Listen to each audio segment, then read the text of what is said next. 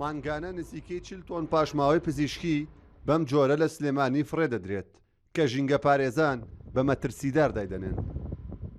ڕوودا و زانیوێتی پاشماوەی زۆربەی نەخۆشخانەکان لە هەمان جێگە و بەم جۆرە فڕێ دەدرێن. پاشماوەی ئەمەلات و شتیشی تیایان تەنیا هینە هەموو شتێکی تایە هەڵبەزم چاڵی تیایان چاڵی تریشەیە هەرەمەیە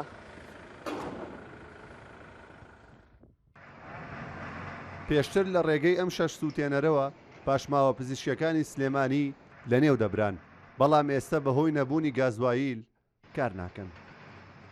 بەهۆی تەرخان نەکردنی پارەیەکی زۆر کەم هەموو مانجێک نزیکەی 38 تەن پاشەڕۆی پزیشکی کە 28 تەنی خەستەخانە حکومیەکانە نەخۆشخانە حکومیەکانە دەیکەرتی تایبەتە ئیتر چارەسەری پزیشکی ئەخرێتە ژێر زەویەوە داپۆشێ ئەمە مەترسی هێچگار گەورەیە بۆ بڵاوبوونەوەی نەخۆشی بۆ ژینگە بۆ تێکچوونەکانی ئەو گەشتانیا گازوایی لێوێ یعنی تۆ لەبەر خاتری بڕەپارەیەکی کەم نەخۆشی و مەترسی گەورە بڵاوکەیت.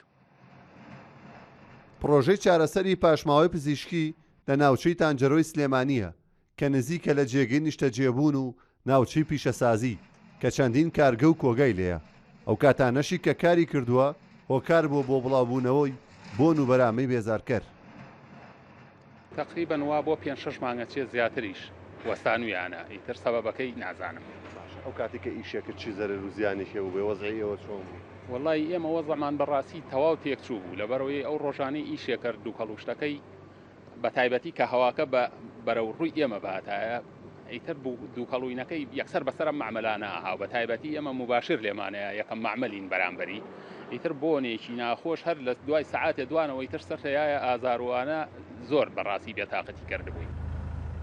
ڕێک خراوە ژینگەیەکانی سلێمانی هۆشداری زیاتر پیسبوونی ژینگەی شار دەدەن و فڕێدانی ئەو پاشەڕۆیانە بە هۆکاری پیسبوونی ئاوی بەنداوی دەربەندیخان و ئاوی ژێرزەوی دەزانن.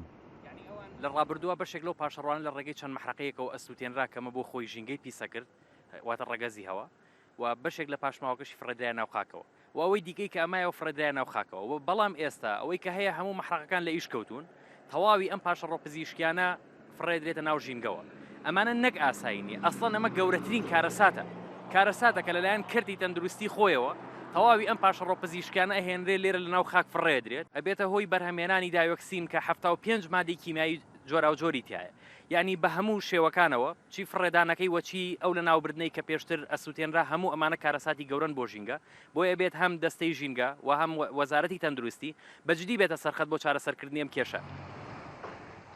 جگە لە پرۆژەی چارەسەری پاشماوەی پزیشکی لە ناوچەی تانجەرۆ دوو خاوێنکردنەوەی هەڵمی دیکە لە سلێمانی هەیە کە لەلایەن وەزارەتی تەندروستی عێراقەوە دامەزراون ئەوانیش نزیکەی 3 ساڵە لە کار کەوتون و نەخراونەتەوە کار کە تێچووی بەکارخستنەوەیان تەنیا 16 ملیۆن دینارە. پێشاو بەختیار ڕووداوە سلێمانی.